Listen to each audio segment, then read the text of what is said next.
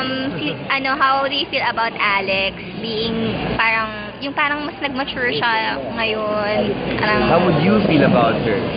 ikaw! What I'm just saying is, of course, if there's growth, if there's something good happening to a person, the only thing to do is be happy for them.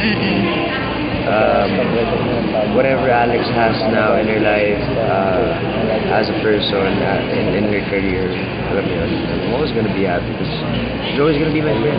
You've remained good friends Yes, we are friends. until now. Yes, I hope it doesn't end.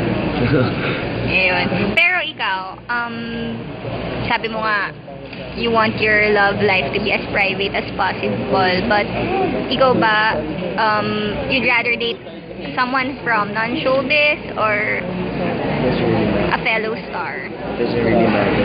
If it's love, it's love. If it's love, you never know. It's love. When are you inspired the most? About when you do your songs, kapag ka broken-hearted ka or kapag ka I am inspired all the time. Yung songwriting doesn't really have to. Maraming elements yung kwento ko sa'yo eh. Parang pag nagsulat ka ng kanta, hindi mo masasabi. Sometimes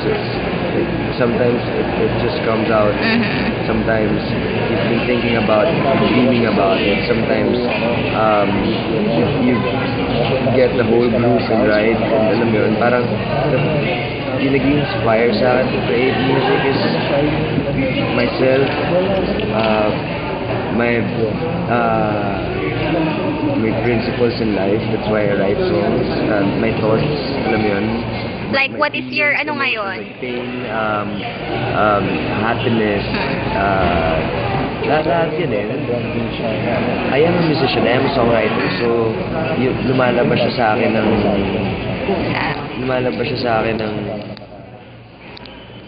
Random. Alam mo yun. And it's the best thing that I can do in my life. Ano yung siguro anything that you live by at this point in time? What? You live by, mga words you live by, or mga talagang something that you really believe in, like halimbawa.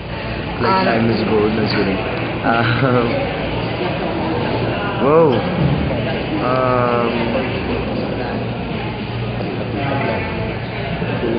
Yung inspiration mo na parang, ay, ito talaga, kailangan. Yung lagi mong pinapaalala sa sarili mo, especially when you feel na you're losing track of what you want in life.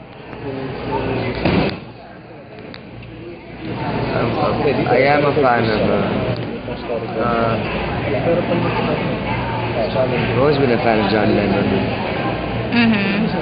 So I live by his song with the line, they say I'm a dreamer but I'm not the only one.